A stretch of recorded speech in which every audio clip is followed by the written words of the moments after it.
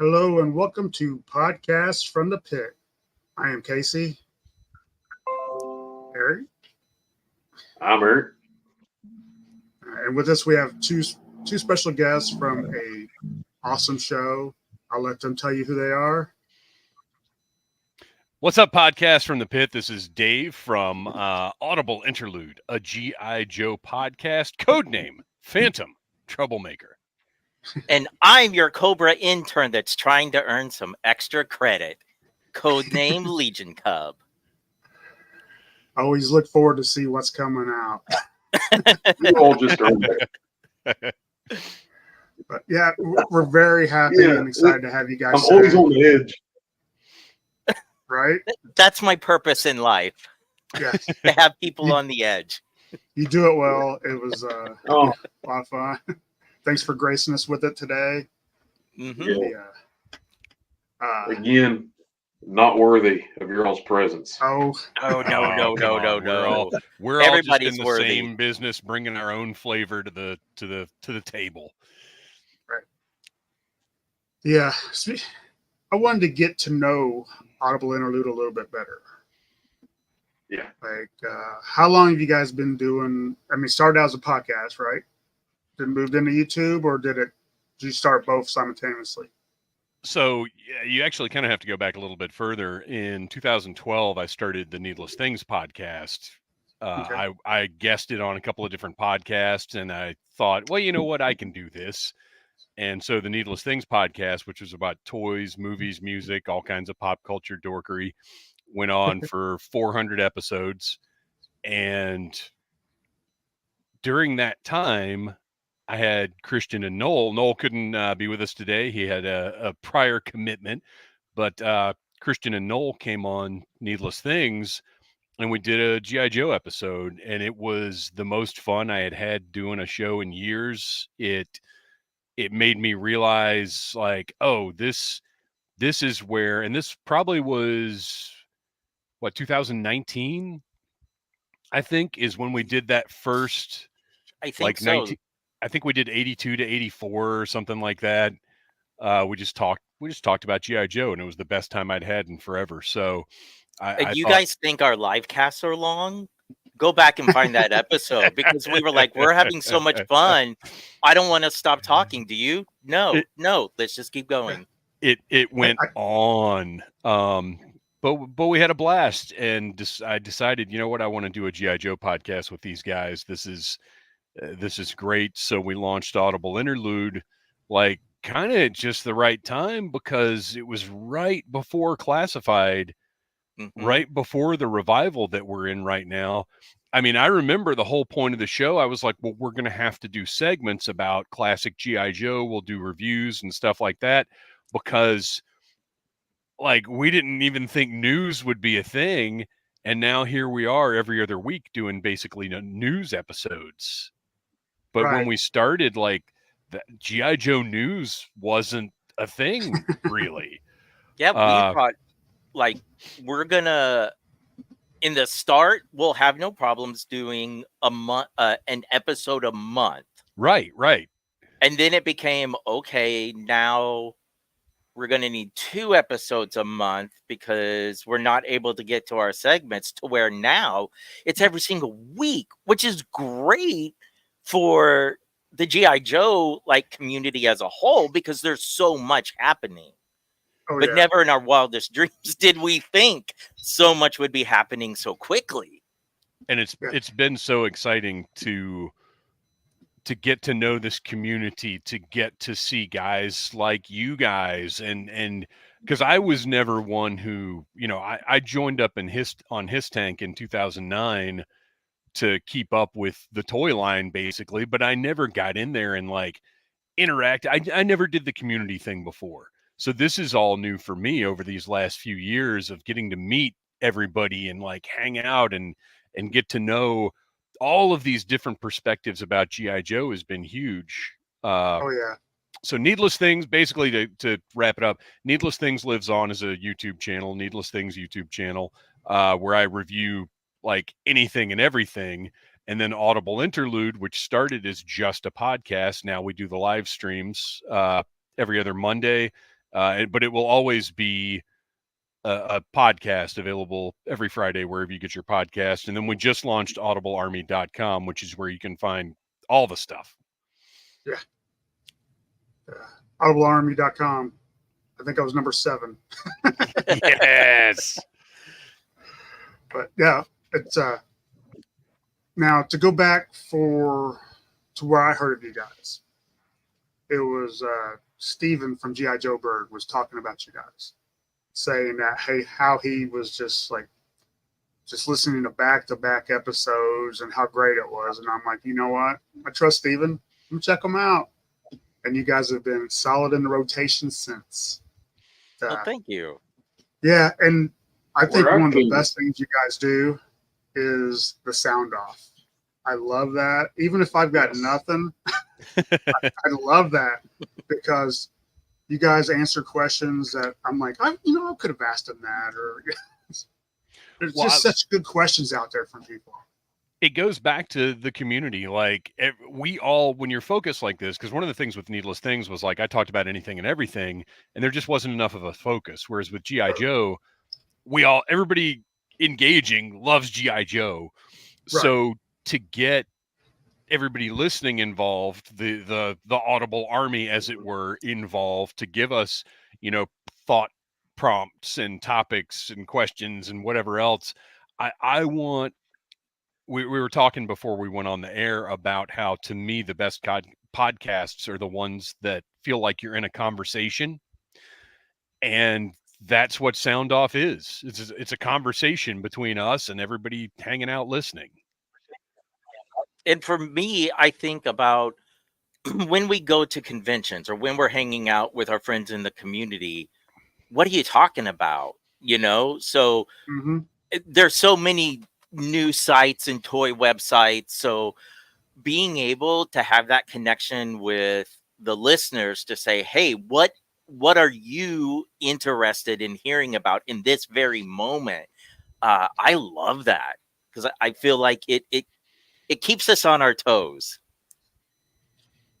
Yeah, we started Right. off with me and my friend Matt when we decided we're going to get back into collecting G.I. Joe, and we were talking crap about each other's figures. He likes this one, I like that one, and my wife's like, "Why don't you guys just record this and put it online?"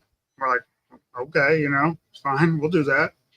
And we've had such a great time. But at the same time, he always wanted to move it to YouTube. He grabbed the name right off the bat.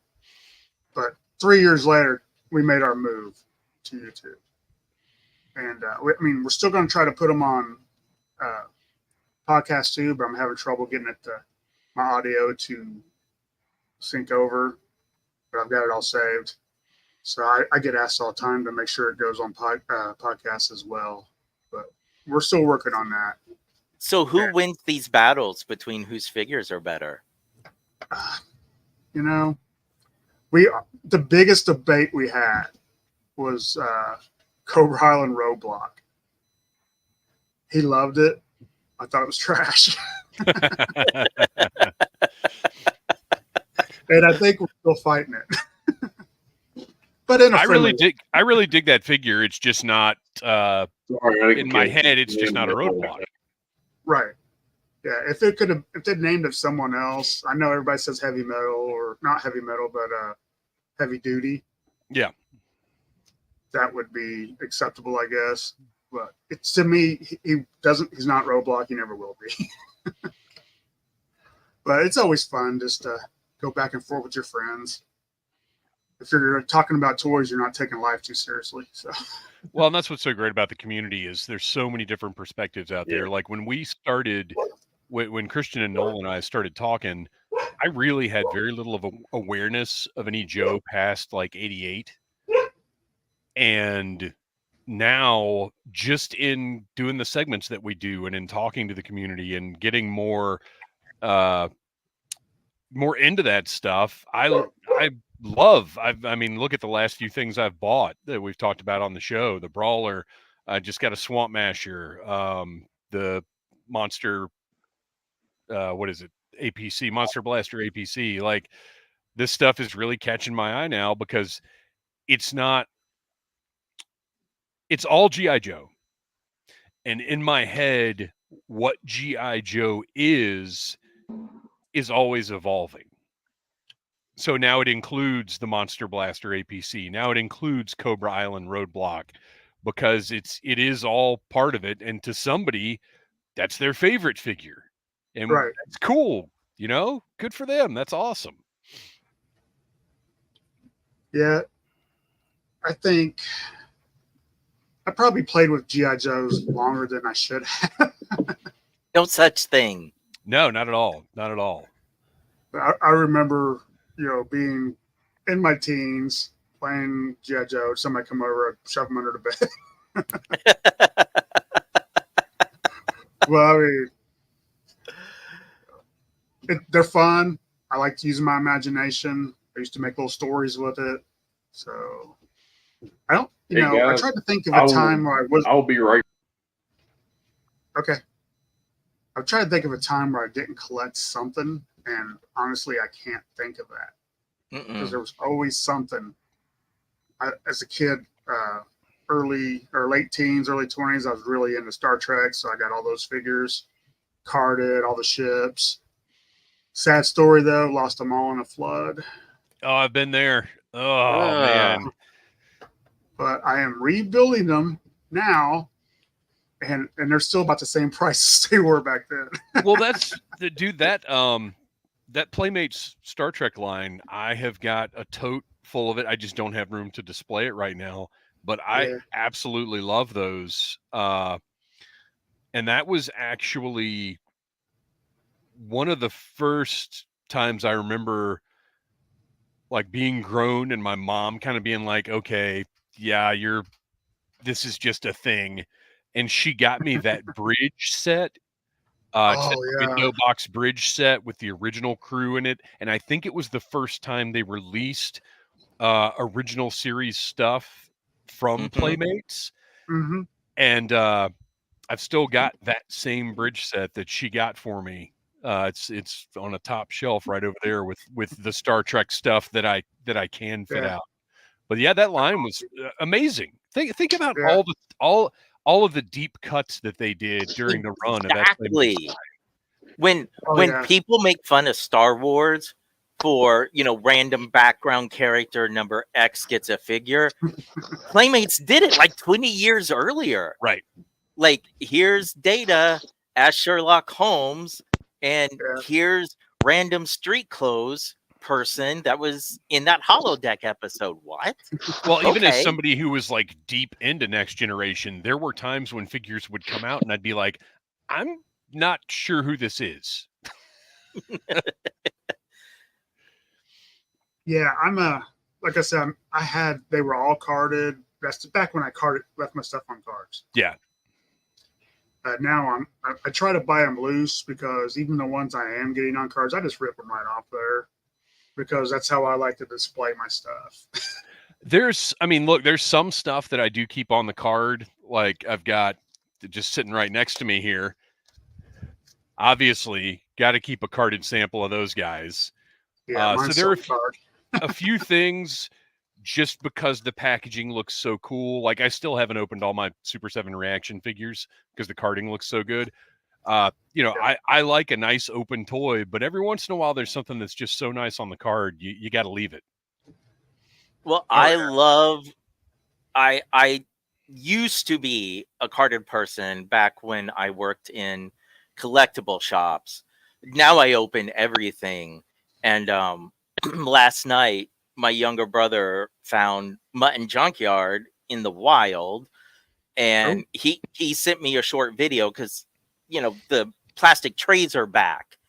So he was like, listen to this wonderful noise as I pry this figure from its plastic. I mean, plastic trays or cardboard. I kind of like the cardboard, but I mean, I get it. The plastic trays. Hopefully, I could be more sneaky with the cardboard. I could buy a bunch of figures and open them and not have everyone in the house like, how many toys did you buy? Guys, I'm sorry about that. The joys of living in rural West Virginia. The internet sucks. So, I apologize. When it comes to classified, are either one of you completist or mostly completist? Because I am not. I pick and choose. At first, I got everything, but after a while, once I seen how much space was being taken up, I kind of get the ones that really hit me with the nostalgia or something new, like Wolf Spider, which honestly, I had to take the hairdryer to every bit of him. He was a stiff frozen. one. Yeah, very, very stiff one.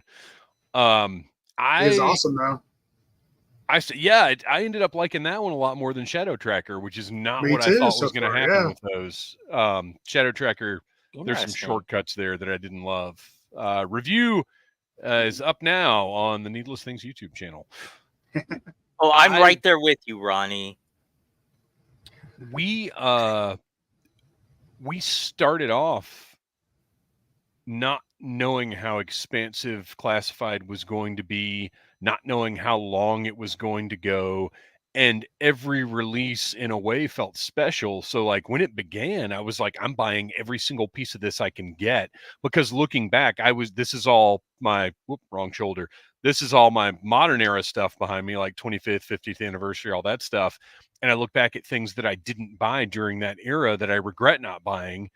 Right, So yeah. with classified, I was like, I'm all in. I'm buying it all. It says G.I. Joe. I got to have it. I got to take advantage of the fact that we have anything. But then as the line has gone on, has become more expansive, has gotten into deep cuts, has gotten into new concepts, I've realized I can't and don't want to buy it all. So I'm probably like a 90% completist, but I do say no to things. Matter of fact, I just canceled my Night Force Tunnel Rats because I just decided, you know what, I didn't love the regular Tunnel Rat enough to buy a repaint of it. Yeah, I was like, there's I not that haven't much seen Tunnel difference to warrant paying for that. I haven't even seen Tunnel Rat. So, Mine came online so again. either, other than don't ordering it. I don't think I've seen it in the store. I along with that 90% completist, probably 90% of what I get I buy online. Yeah. And I don't necessarily like it that way, but I just don't see the stores around here are bare. We've got so many scalpers in the area and so many Joe fans in the area that although it's not just Joe, it's everything. This is not a great place to be a toy collector. Indiana either. Every once in a while, and my wife seems to have better luck. If she goes over to Target, she found my Baroness with the motorcycle. Oh, nice. She found, she has better luck than I do. And I'm very lucky that she'll go out and look for that stuff for me. Yeah, that's great. That's great. My wife will do the same thing. She'll call me up from Walmart like, hey, is there anything here you need? Yeah, I love that. mine doesn't. No, I'm the one that does the grocery shopping most of the time. So my first stop in Walmart's a toy aisle. See, that's the smart move. Always, yeah. It's not going to spoil. And then for Target, it takes me an hour to get to a Target. Oh, so just the drive is an investment. Yeah, so the only thing I've ever found in Target was the breaker with the ram cycle, and I had to ask for that. Oh wow! And I was nice to the lady. I was like, "Hey," she stopped me. She's like, "Anything I can help you find?" I was like, "Well, just stop and looking for G.I. Joes." And I said, "You wouldn't by chance have anything in the back, would you?" And she goes, Morning, "Let me look." And morning. And she pulls up her little handheld computer and she's like, "Oh, I've got something in the back." She's like, "There's two of them." And she's like, "Breaker?" I was like, "Ooh." I'll take it. I said, "Let me look at it." And she said, "I only got two." So she brought them out. She's like, "They were in the clearance area." She said, "I don't know why they weren't on the shelf."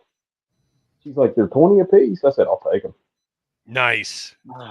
So clearance? Okay. Yeah, great deal. I hooked a good friend of mine up. who's in the chat with a breaker. So, I mean, anytime I come across something like that, I try to help somebody out or whatever. And Yeah. so, That's good. Very good. Hmm. yeah. So, how is hunting for Joes in Florida? It sucks. I mean, pretty much for the same reason like that Dave was listening, but I mean, they'll find stuff before I do. On the rare occasion when in our chat, I'll send them a photo and I'll be like, look what I just grabbed. And they don't have it yet. I feel like I am king of the world right now. And then you won't see that. You know, you can go back to the store that afternoon, everything is gone. As a matter of fact, with my new job, there is a Target on the way to work.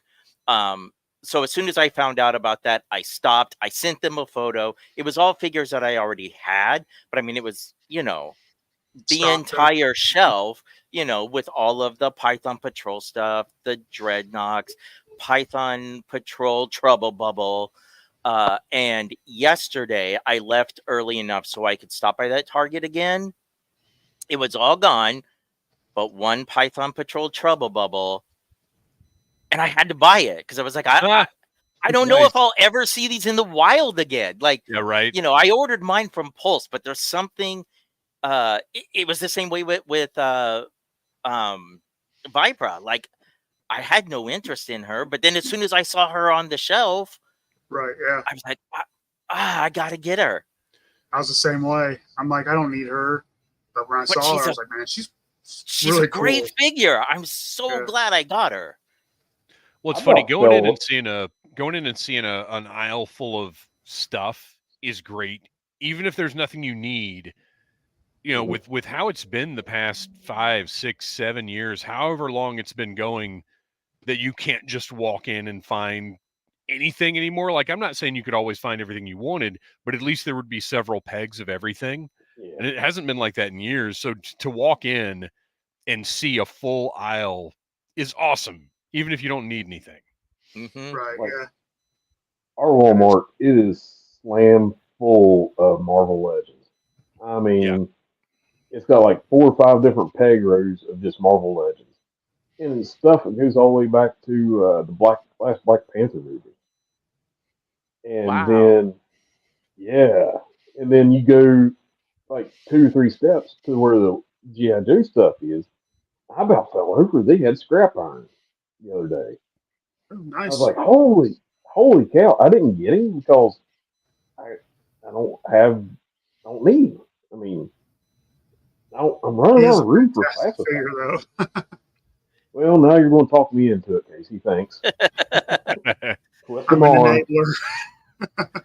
And then they have like four of the snake eyes with the white timber. I'd rather get that for the white timber because there's a custom I'm wanting to do with that timber. I'm wanting to paint him up like a husky. But Oh. anyhow, but I'm kind of partial to huskies. But you know, they don't have hardly anything at our Walmart other than that. And then Star Wars, they'll have Star Wars stuff, but not nowhere near anything. Well, I try not to support certain things anymore. I watch what I spend my money on, and Star Wars has really went in a different direction than what I was expecting growing up.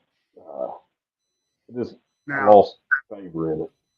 at Well, my Walmart, we have a ton of Lady J on the cart. We've those have got finally ladies. disappeared down here. Yeah, those It are took a gone. long time, but now there's just no retro carded figures on the We've got shelf. Lady J, Rock and Roll, Shipwreck, Destro, Baroness. Yeah, I've never even seen a Destro at the Walmarts. I mean, I wasn't going to get that one anyway because I like the first one they put out. Yeah, that's the And best one in my opinion. honestly, I was not a hater on the first wave. I like the updates. Yeah. I thought they all looked pretty good. It's just the thing I did not like was Roblox Nerf gun. Yeah. But other than that, I thought Roblox looked amazing. He had a lot of that Well, Roblox version 2 look to him. Yeah, absolutely. Yeah, I wasn't a big fan of his plasma blaster or whatever they called it. Like, look, Yeah. it's an awesome weapon, but give it to somebody in Cobra. It just felt really weird for Roadblock, but they were still feeling out what G.I. Joe was going to be now. Like, I look back at that wave, and I love that they were trying different things. I love that look, I don't know if you guys played Operation Blackout or not. It's not the greatest video game of all time, but it sure is fun. it was fun. Yeah, Fun. it's a fun game. And I like that point in history we had G.I. Joe directly tied to a toy line and a video game. Like, that's cool. That's really cool. The one figure in that first release that absolutely, I felt nauseous every time I seen it, and I just wanted to burn it, was Duke. Interesting. Wow. He I don't hates like Duke. Duke. Well, I mean, he's a milk toast character till the Yeah. new comic. Well, I was but- getting ready to Oh, say, yeah. read the new comic, and then we're doing Yes. something a little different now. yeah. Yes. But I'm you excited hated- about the comics. You hated the look of that Duke more than that first Firefly? Yeah, oh yeah. I can't stand Wow. Duke. Okay. I never, since Duke came out in the 80s, I just soon strap him to a bottle rocket and send him across the country. I mean, can't Right? stand him. Okay, I Yeah. collect comic books, or used to collect comic books. I'm wearing a Green Lantern green. And to me, Duke is like Superman, who's like the kid on the playground that's, I got a shield for everything. You can't hurt me. Yada, yada, yada. I'm like, I can't stand that. And then in Swagger's in Flint, I'm like, that's a man. That is a man's man right there. That dude just needs a beard and like give him a semi-auto shotgun, and he's girl. I liked that Duke when they put it out. I thought it was a great upgrade. I know a lot of people didn't like the gold, but I think G.I. Joe has to evolve. The way that Duke could have been better, and this is just a small tweak, is if you'd have had a large snake sticking in his chest. And I'll get all Yeah, that. I really liked all of them. I liked the what they call that, the Joe Pro or whatever. I think that's something that the fans just came Right, up with, yeah. and I mean it I love works. And that. yeah, I like those too. I like that sort of uniting element across the Joes. I dug that. And I mean, all these faithful remakes, I buy most of them because I'm a sucker for, they make me feel like when I was 10, 11, 12, buying them the first time, except for now with my eyes, I can see these better, So I'm not opposed to those, but I really wonder how the line would have turned out if they would have just kept going. I know people would have bought. Yeah, there would have been a lot more customs. I don't think it would be as big as it is right now if they hadn't course corrected, because they've realized, none of us know percentages. None of us know for real how many adults versus kids are playing with classified, but I do think Hasbro realized that a significant portion of the classified market was nostalgia based, and that they had to change direction and cater to us. And they're still doing updates where they can. Yeah. And I think it's, when I say subtle, I don't mean like, oh, we can barely notice it. I mean subtle in the regards of, oh, that makes sense. Like Scrap Iron. Yeah. His turret now being this little mini tank thing, that makes sense in today's world. It didn't. Same thing with a Metalhead. Do I need a spiky gladiator helmet for Metalhead? No, but that makes a lot more sense than that weird bullet-shaped one. Yes, it is, Larry. You tuned into Unashamed podcast, buddy. But yeah, I think that was I would hilarious. have loved to seen like how they would have made some of the Joes that they're putting out now more modern. And that's just me. I know they're making more money doing what they're doing, but my Chad from his Chad's talking. What if they would have started something different and promoted some of the older Joes, make them older in the figures, and start making a bunch of new Joes? I think that would be awesome, but again, probably wouldn't sell since they're hitting us with the nostalgia. I think if you're going to make a move like that, it has to be supported by media. Mhm. Right. I think at the Oh, yeah, very definitely. least, there needed to be a comic book having a story to go with that. But I think you have to have storytelling if you're going to make a move like that. It kind of That falls back into like Batman in real life age. He'd be what, in his 80s now. So Batman never ages, which it would be cool if he would actually age out, kind of like have like I don't know, Falcon or like Duke be the general now, and have somebody Yeah. else coming up in the ranks, or Stalker even be the general, like General Hulk, and have General Hulk be either retired or president or something like that. Yeah, I would love to see a progression in that way. And I think, as long as G.I. Joe can maintain some kind of relevance over the next decade, I think we'll probably see that. I don't know if it would be from Hamill's comic or if somebody else entirely would step in and do that.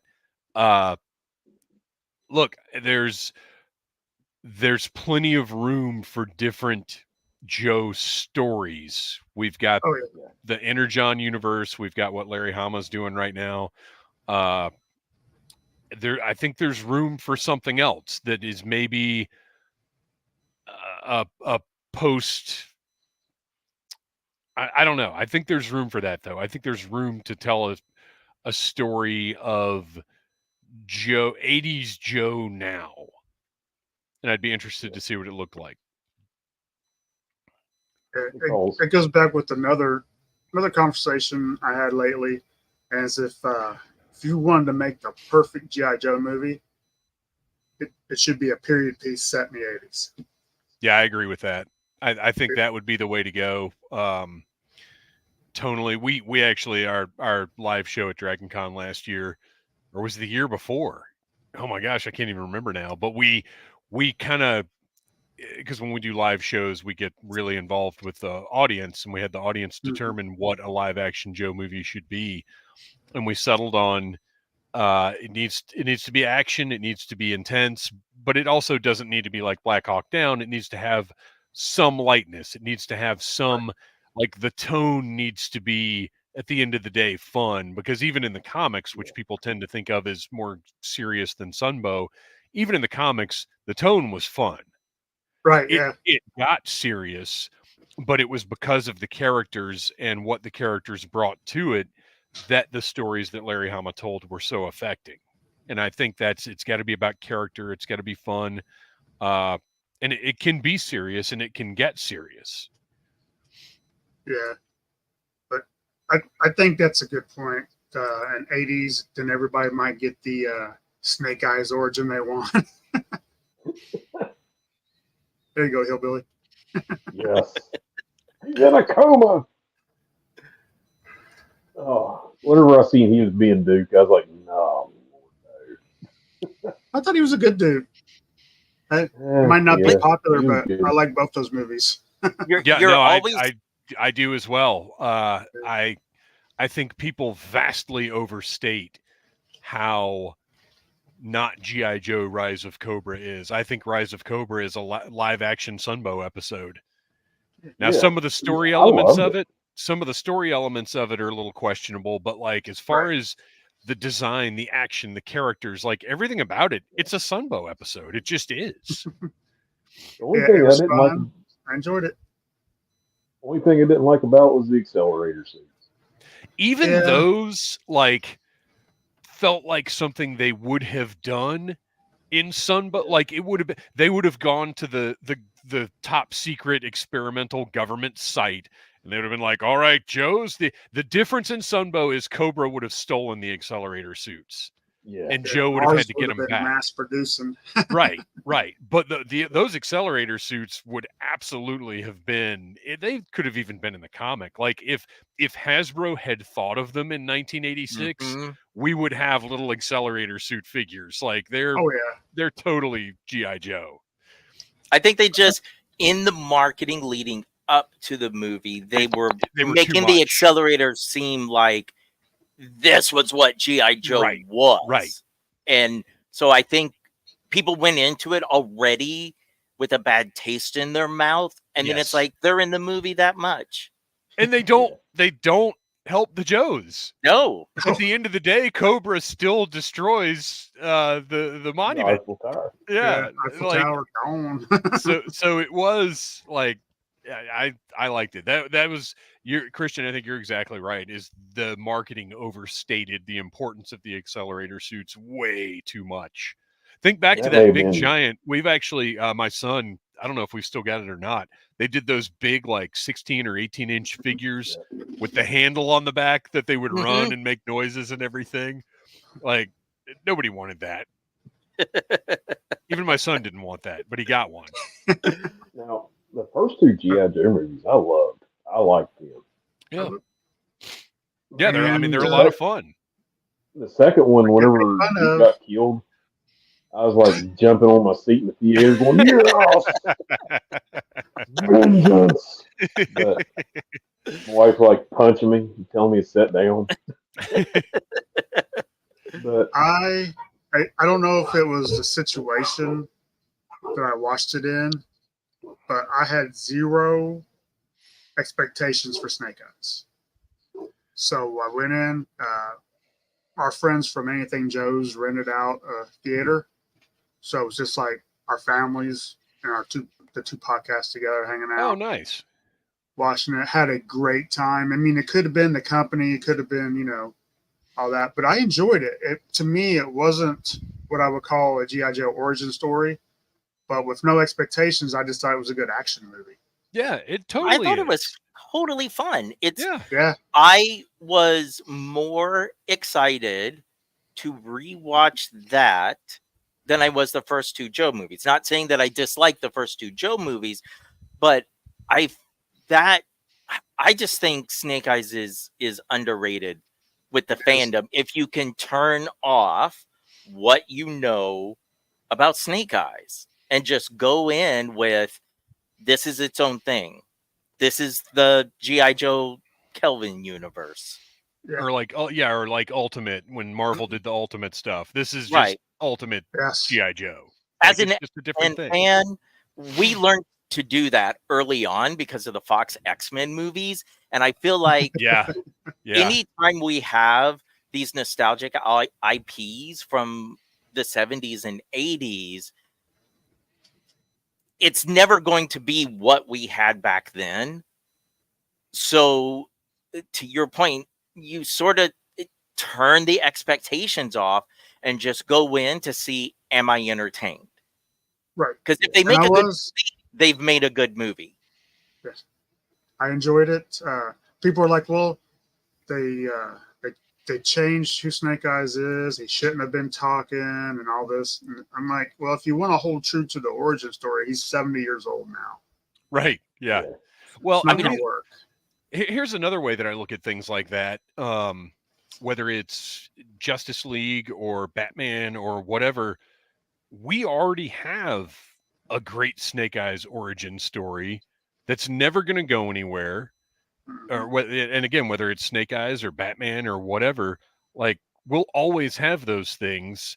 So new stuff isn't necessarily bad. I have always said when Warner Brothers started rolling out the new DC stuff, we actually did an episode about this on the Needless Things podcast.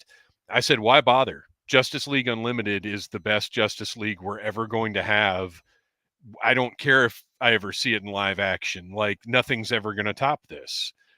But well, why not give it a try? Because Unlimited's not going anywhere. Now, granted, if you only have it via streaming, it might. So you go buy your physical media right now. go get those Blu-rays. But you can always go back to the original if the new thing isn't to your liking. So why not try something new? Then like whenever they did Batman versus Superman, everybody's like, "Oh, it stunk. It was horrible." I loved it.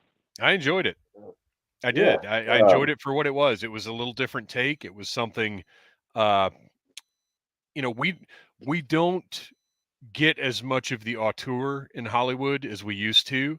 And Zack Snyder, whatever you think about the guy, he has a vision, he has a style that's immediately recognizable, and he does what Zack Snyder's going to do. And if you don't like it, that's fine. But I appreciate that he's out there doing his Zack Snyder thing, and I wish more creators had the freedom and the ability to do that, whether I like what they're doing or not. I Right. love it when somebody has a recognizable, like, oh, this is Yeah. what they wanted to do. And my Swing favorite part big. of that, Yeah. my favorite part of that movie was whenever Superman's crying for his mommy. Okay, I'm done hating. Are you sure? Dude. No, but I'm going to try. I told you I'd be on my best behavior today. All right. So speaking of Duke, I was so. I knew I Oh, would you had probably a like Duke it. figure in your hand. No, I knew I'd probably like the first issue of the comic, but I loved the first issue of Duke. Duke #1 is amazing. Yes. I haven't read it, but then again, it's a ways for me to get to a comic shop where I live. I've thought about trying to order it, but I just haven't got to that yet. Yeah, it's really I don't good. know. I'm Just It's I'm such a curious to see what different it's such a different take on, at least from what we've seen so far, on the idea of G.I. Joe, and it's updated it in such a way where they can sort of touch on these are things that really happen to soldiers. yeah. And honestly, in December 2024, I can guarantee you that Starscream scene is going to be, this is in my top 10. This is one of the coolest things I saw in 2024 because it just sticks with you. I mean, I'm curious and to see what they do honestly, with Mercer. the whole Energon universe, I've liked everything. The Void Rivals is entertaining. The Transformers, I'm not a big Transformers guy, but I've loved these comics. I like what they've done. I mean, they killed off a prominent character in the first issue. I didn't see that coming. So, I mean, I hope for big things for all these. Hillbilly, that honestly was tongue-tied. That Mercer aspect of it was what got me the most excited when they put out that promo artwork that had like him and Baroness and Duke, and everybody was like, wait, Baroness, la la la la la la. And I'm like, wait, Mercer? Like, we've never gotten the story of how Mercer left Cobra. I am so excited and intrigued. That's what I want to know. Well, I'm so pumped on Mercer because I found before I got the figure, I found out he's from my hometown. One of two people in G.I. Joe from West Virginia. I was raised in Spencer, West Virginia, where he's from. And anytime I see something like supposed to be in West Virginia, I get all excited. And so I do a whole thing every Monday. I try to do Mondays with Mercer. And I'll take a Mercer figure out and I'll take a picture doing something. And there for a while, I was taking him into Spencer and taking pictures of him in downtown Spencer. But, I seen him on the cover of that one issue. I'm like, I might have to try to track this down or try to read it somewhere or wait till it comes out in a like a trade. Mm-hmm. No, I did not go to school with him. He's a little bit older. Yeah. My understanding is he was based on a guy that's from Spencer that worked at Kenner Toys. in Cleveland, so or Cincinnati, wherever their headquarters was. Yeah, it was in the So, old Kroger building, I think, in Cincinnati. but that's me. I mean, I get sentimental and stuff. And that's why we're all here. Yeah, Yeah. We're all sentimental. yeah.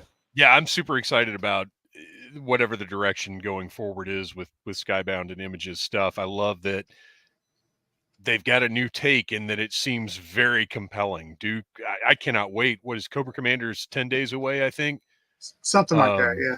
I cannot wait to read that first issue of Cobra Commander. And like, I was pretty excited about that anyway, but after reading Duke, now I could not be more hyped for that issue. Yeah. And I think the release schedule of launching Real American or relaunching Real American Hero first and concurrent with all the stuff going on in Void Rivals, then Duke, and then Cobra Commander, I think they were brilliant with the way they scheduled it. Mm-hmm. Yes. Yeah, I could not be happier with it. For all you people watching or listening, if you're complaining about what the Big Two is putting out and how you have to buy so many books to stay in continuity, I'm telling you, pick these up because it's so much better than anything I'm reading from Marvel or DC right now. And I'm not saying that just because I'm a Joe fan. Yeah, I've had to drop all my Marvel, all my DC. It's just... Yeah, I did a few years ago. It just got to be... Look, comics are expensive. They just are. Yeah. And it got to the... If I still go to the comic shop, I'm going to buy something. So I just had to cut them all out. And then now I'm back, though. I'm getting fortunately, I'm not having to go to the comic shop for them, but these new Joe books, I got to have them.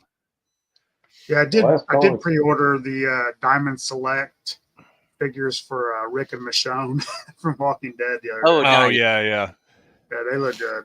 Diamond Select puts out some quality stuff. Some of the Diamond Select Marvel figures, to me, blend in with the Marvel Legends better than if Marvel Legends did a Build-A-Figure of that character. Well, that's the Diamond Select, Destroyer, like the big ones, all work with the Marvel Legends, because my son's got the Destroyer, he's got the Red Hulk, he's got, or is it Red Hulk? I don't know. He's got some of the big ones, and they're perfect, and they look incredible, and they're sturdier than the Hasbro stuff.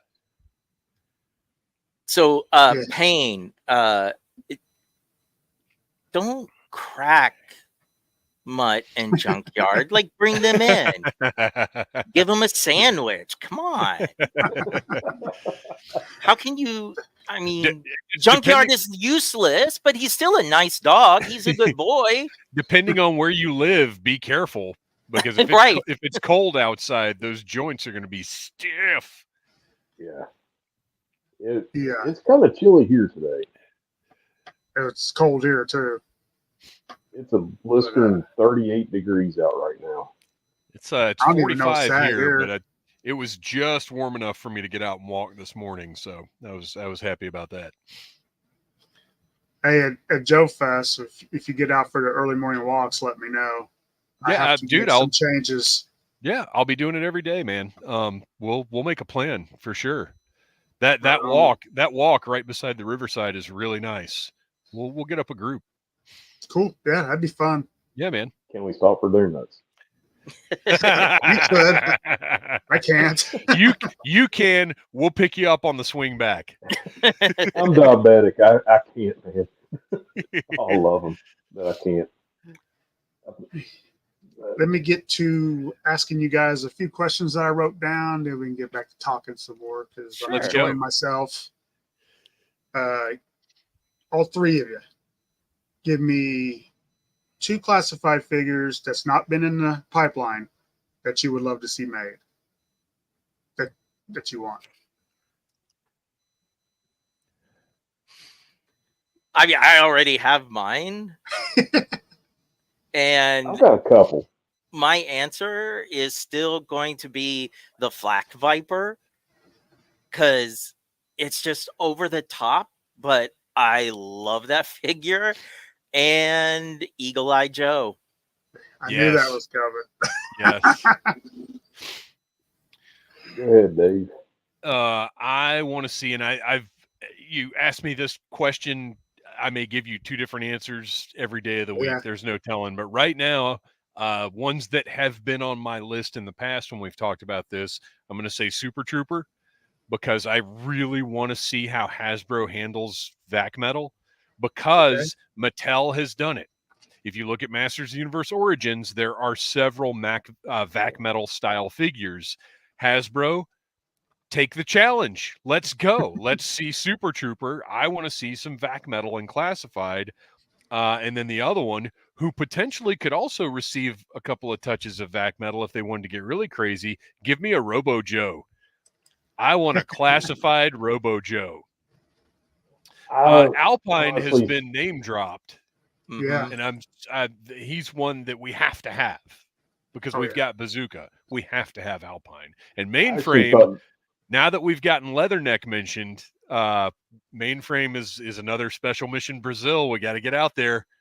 Let's that's go. who I thought you was going to go with the first time was Operation Brazil. Look, I'm- that's always going to be in my pocket. That's my constant answer. But that's more than two. So I left that one aside. And like I said, Leatherneck has been name dropped now, so we're on our way. I would like to see him come out with his Special Missions Brazil tan uniform, but I know they probably won't do that. I mean, hopefully eventually. I mean, I think they'll get around to everything given time. But yeah, I desperately want that setting classified. Well, you got Hillbilly, There's so many to choose from. right? Like Steamroller would be cool, but I'm looking at my collection right now. Mercer, of course. Yeah. Love Of seeing course. Mercer. Which version? A V1 Mercer. Okay. V1. And then, or even a Viper with a removable helmet and Mercer's Nugget on there. Okay. That would be cool. Or a fridge. Yeah. That's one of Noel's Yeah. that he mentions frequently. I'm looking at Casey and he's like, bite this tongue. Look, ideally, I want them to get to everything. If this line goes long enough, I want to see everything from 82 to 94. Let's do it. I'm ready. But Even in all Battle Force seriousness, 2000. Even Battle Force 2000. Look, There's some of them that I think you could update and would look really, really cool. I think all of them would translate really well into classified. I really do. but in all I only have a seriousness, few of probably those figures. Go ahead. it would be Mercer and probably Steamroller or Wild Card. Those two would be cool. I was just trying to take a jab at Casey, trying to get him fired up. And Larry, I will not be surprised if maybe not in 2024, but by 2025, Ice Cream Soldier being announced, because I think so. That's Lenny right. has made jokes about him, and where there's smoke, there's fire. Right. Okay. Fatal Another Fluffy. next question is Super 7. No. Oh no, I asked he you mentioned guys Fatal Fluffy. Super 7 will definitely, absolutely put out Fatal Fluffies for the O-Ring line. Just name a couple other toy lines you collect besides Joe, if there is any. There's too many. Yeah. Right. NECA's movie turtles. I'm big into those. Really a ton of stuff from NECA, actually. Really looking forward to Monster Force, which I guess will be shipping from Big Bad any day now. I'm stoked about that. Some Marvel Legends here and there.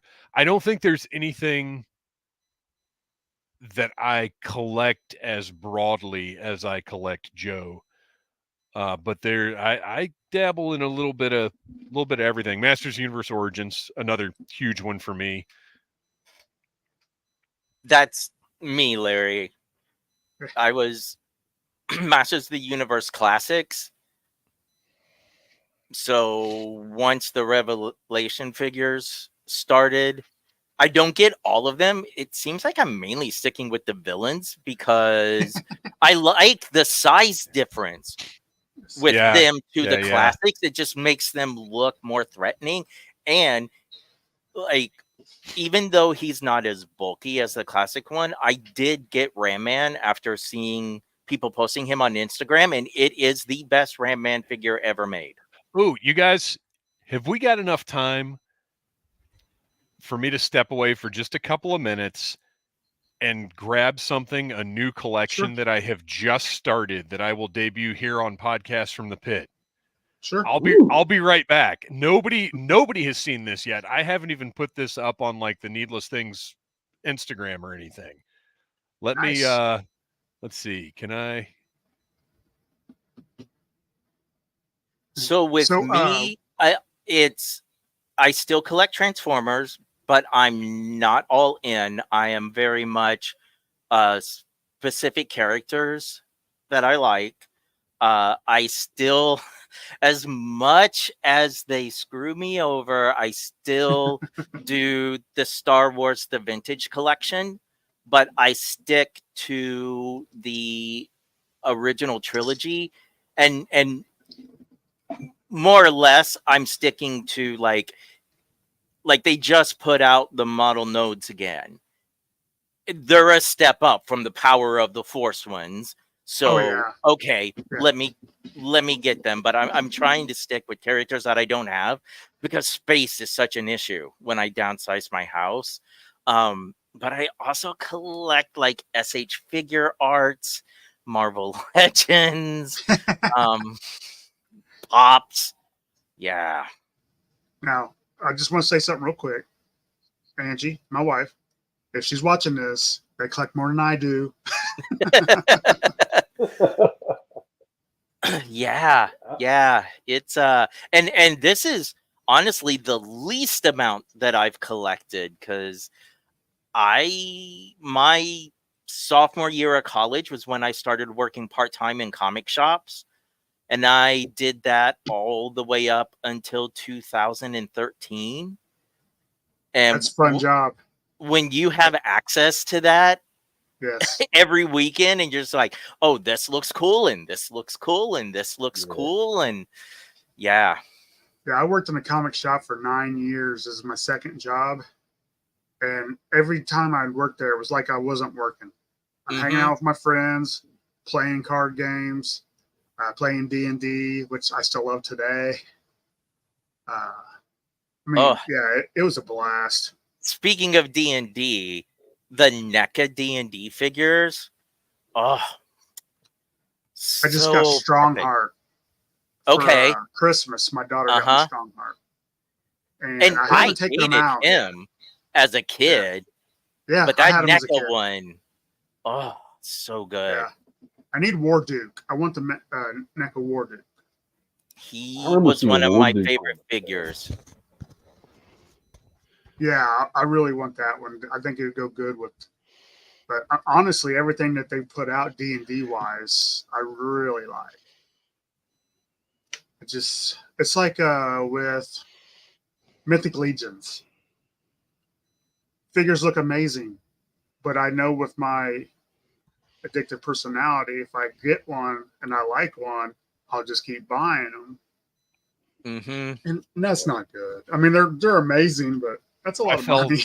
I fell down that rabbit hole for a little while. I ended me up with right about now with 30 all the of them. O-rings that's coming out and the 4-inch figures that's on the way or whatever. It's hurting maybe because I like these guys. Oh, Action Force. Yeah. And I reviewed several figures from the first Valverse. They were really well done. I absolutely love them, but my gosh, they take up real estate. The swarm figures, I like putting them on flight stands. if they have like the fight back packs. I mean, I don't know. I'm just a junkie. Plastic crack has got me hooked. I mean, my Plastic wife's crack. like, Love that. my wife's like, you need to pick a hobby. She's like, either guns or toys or hunting or four wheeler. I'm like, what's wrong with all And GI Joe combines all of those things. Uh-huh. There you go. of them? I can't hear him.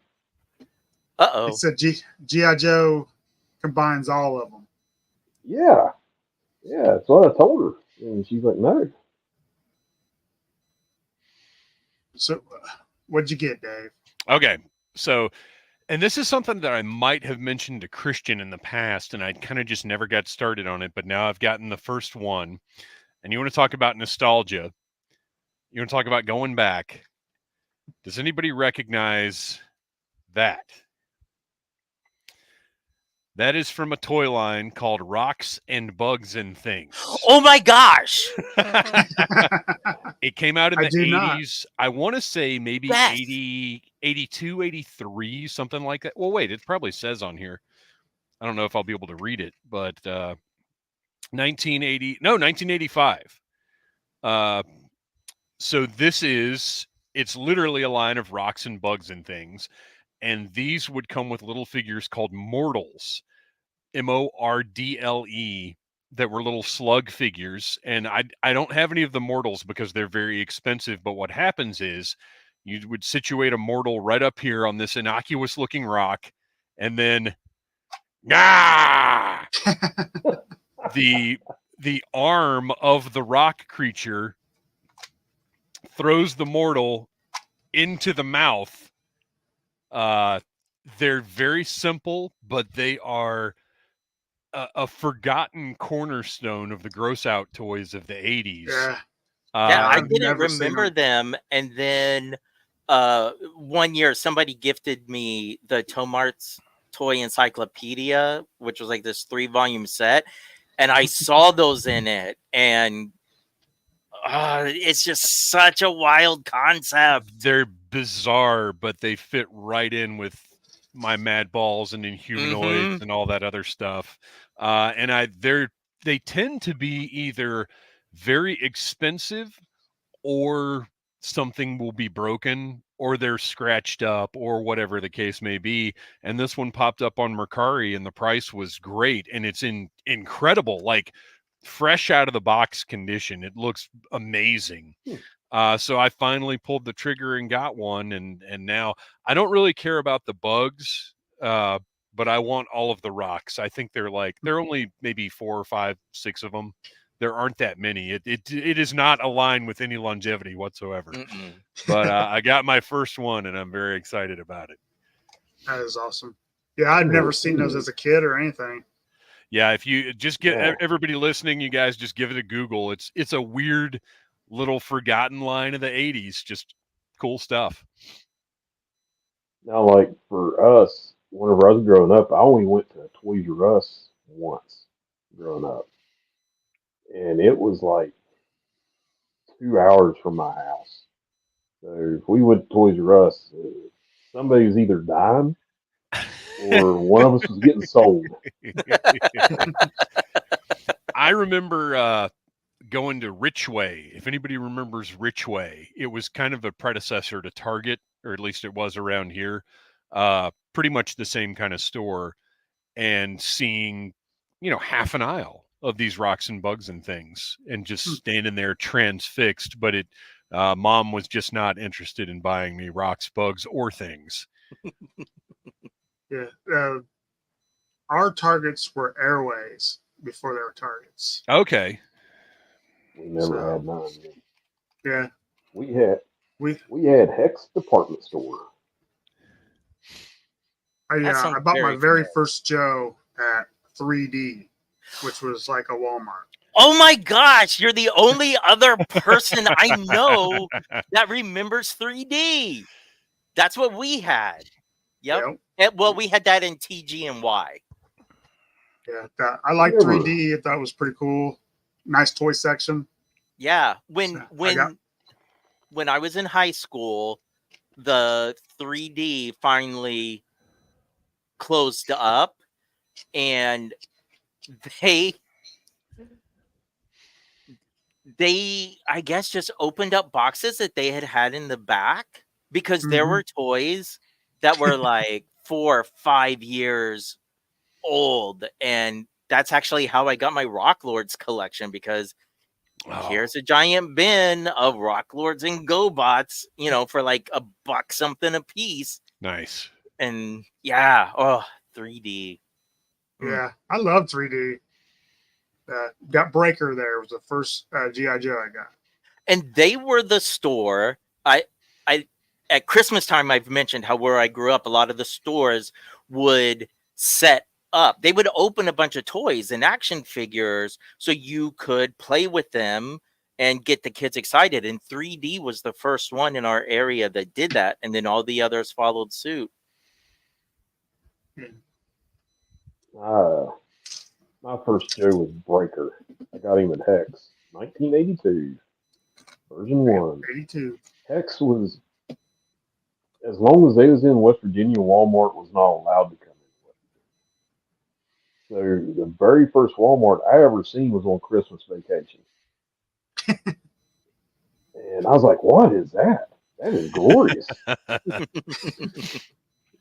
But So going back to your childhoods, was GI Joe your favorite go-to toy, or what was?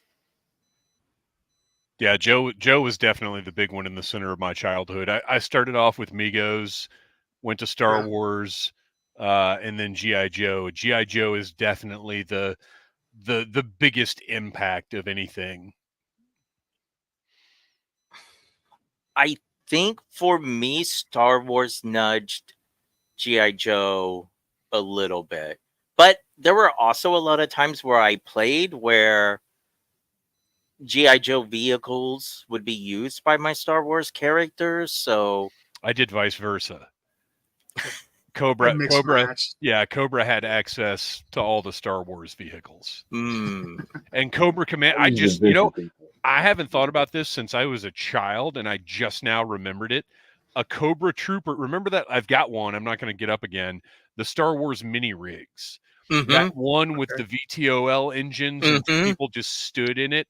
A Cobra Trooper would pilot Cobra Commander around in that little mini rig. I just remembered that. I haven't thought about that in years. That's That's nice. like a precursor to Serpentor. Yeah.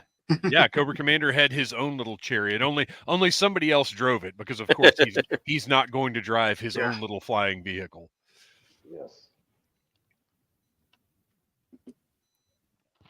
Was your what was yours, Eric? Me, I started off with Mego, and then Adventure People, and then Star Wars, and then Yeah. whenever I hit GI Joe, I was like, "Oh my gosh, this is like the second coming." And I mixed like all my Adventure People vehicles into my Joes.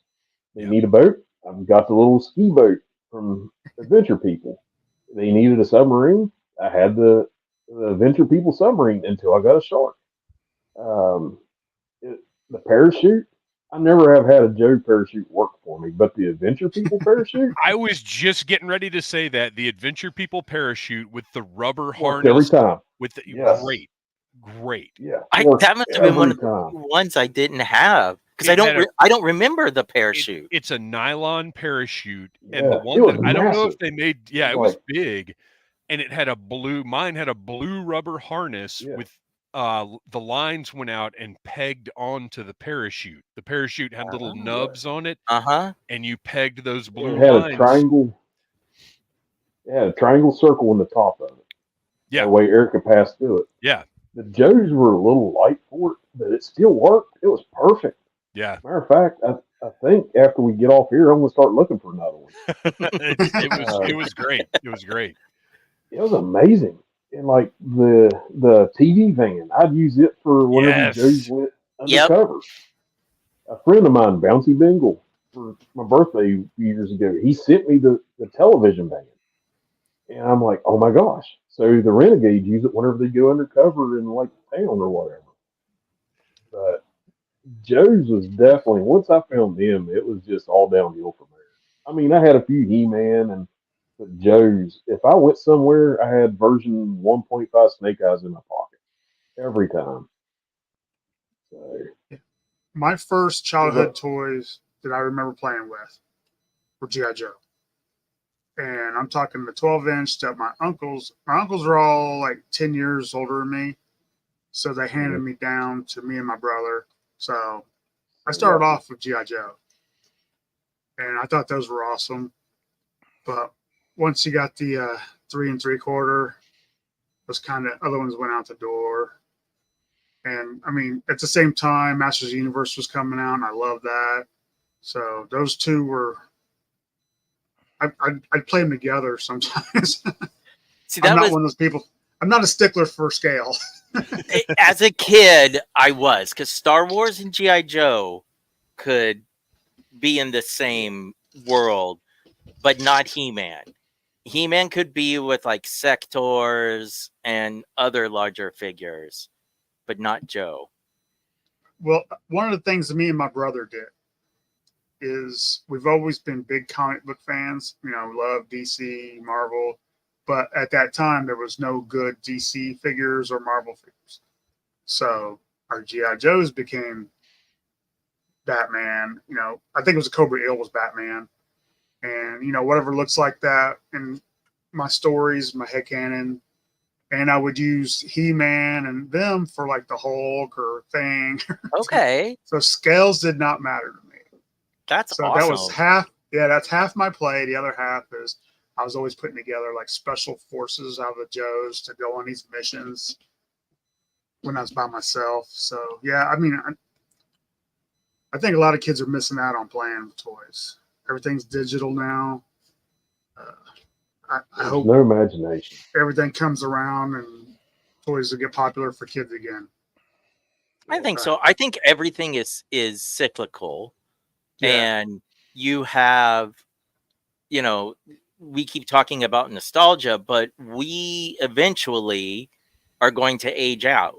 Even though we have not died, it's just like the kids that are my younger brother's age. I see it right now with Ninja Turtles having this huge, huge presence in the stores. And it's not just the new stuff, it's repros of the old stuff. So the 90s stuff, the early 2000s, you know, ignore the movie, the Beast Wars figures being put into Transformers Legacy. It the stuff that excited them is going to be on the shelves again. Well, and they're going to go, it's that 30-year cycle. yeah. 30 years is when that stuff comes back. Yeah. I'm waiting for them to get out of the 80s so the Joe prices might go down a little bit. Right? Wouldn't that be nice? That is interesting to think about, because when I was going on eBay to fill some of my gaps with the 25th line, I mean, I could buy a whole lot of them for like 10, 11 bucks. Yeah. And then it seemed like as soon as classics hit, nope, not anymore. I mean, you could still get lucky if you're patient, but the vintage stuff, especially, I've seen huge spikes with. That's Like, how I'm doing with my Star Trek rebuilds, man. I'm getting lots for cheap. Yeah. I mean, those are still, and it's very interesting. And I guess it's just because Playmates overproduced them so much, because you can get those mint on card for like $4 or $5 still. I mean, it's wild. Mm-hmm. Yeah, like 15, 16 years ago, I picked up version 3 Snake Eyes at a show, complete for like. Is that the blue, bucks. or is that the one with the spike knuckles? It's got the knives, the silver knives on his chest. Yeah. And I got Flint for like 12 or 15. And I was like, how much did you pay for Duke? Nothing, because I didn't get it. Well, and that's the thing. If you can be patient and wait until you're going somewhere in person, like Joe Fest or whatever, you're going to pay so much less than what you pay online. Guys, I don't know if you can hear it or not, but my dogs are running around upstairs, and that is my cue that I got to wrap myself up here. Okay, can I ask one more question? Absolutely. Let's go. All right. Here's my favorite question to ask. Think back to any franchise, book, cartoon, comic book, movie, TV show that you loved that does not have a toy line, that you would love to see a toy line made and that you would just be all in on.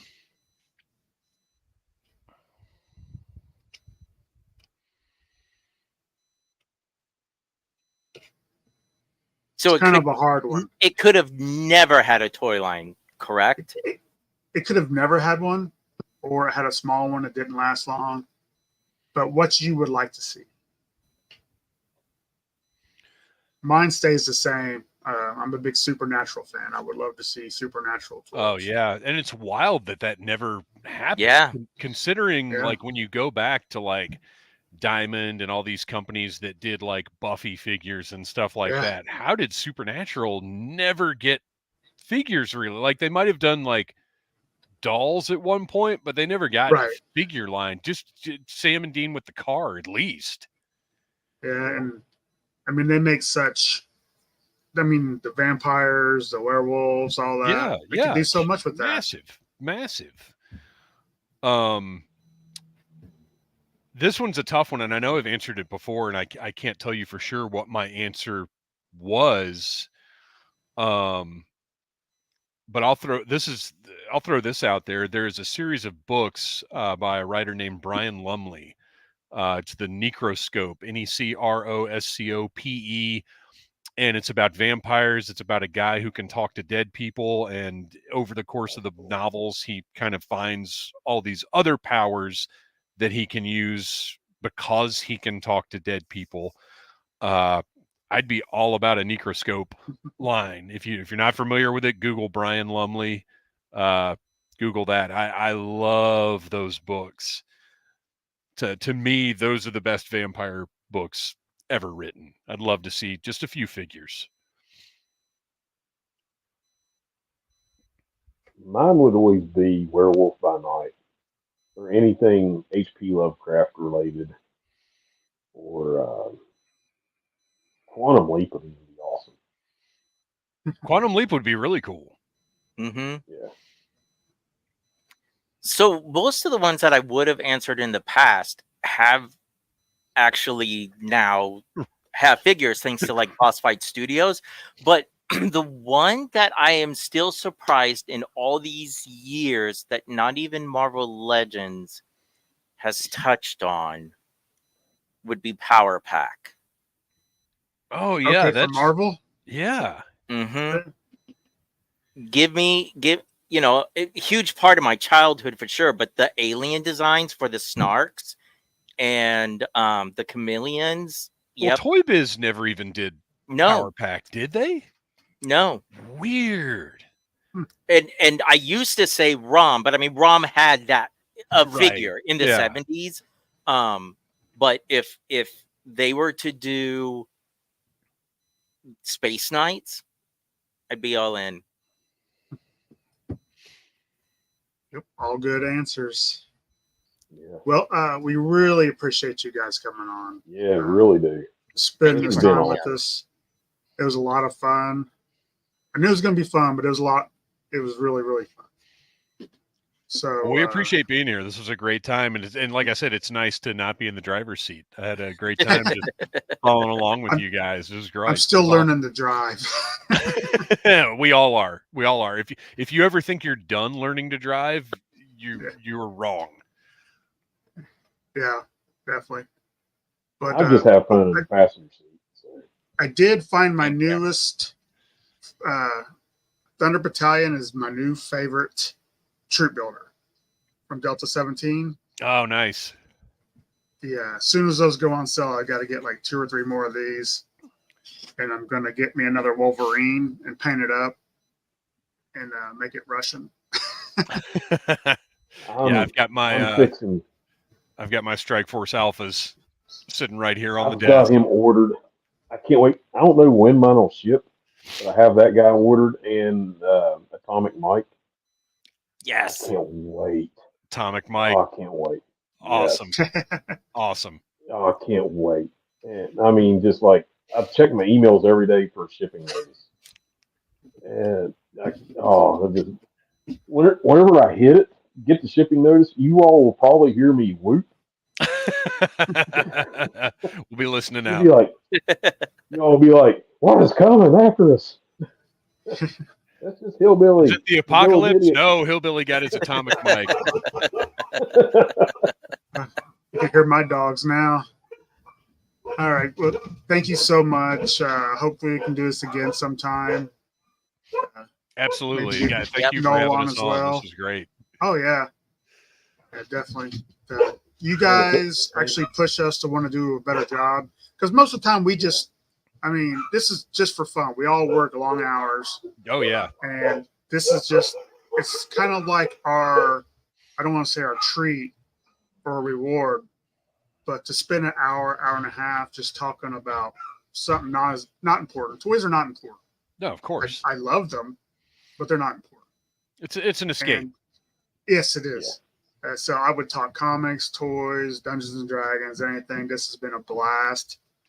Let's please do it again. Maybe we can get Matt from ours and Noel from yours and just have all 6 of us together. Absolutely.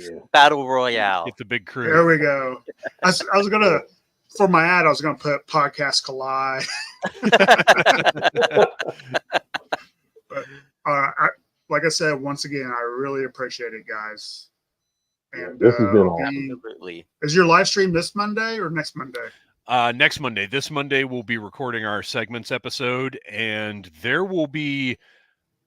We're kind of still figuring out what our formats are, but I'll tell you right now, there are going to be some segments available on audiblearmy.com that are not going to make it into this coming Friday's audio episode. So Okay. we are never going to reduce what we have been doing, but we are going to have a lot of exclusive content on audiblearmy.com. I'm ready for the Awesome. shovel.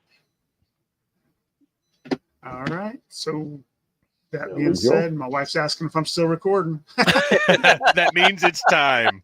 It's time. Thank you all very much. And hopefully we'll see you soon. Definitely listen to your episode next week. Absolutely. Later, guys. Got it. Thank you Bye. all.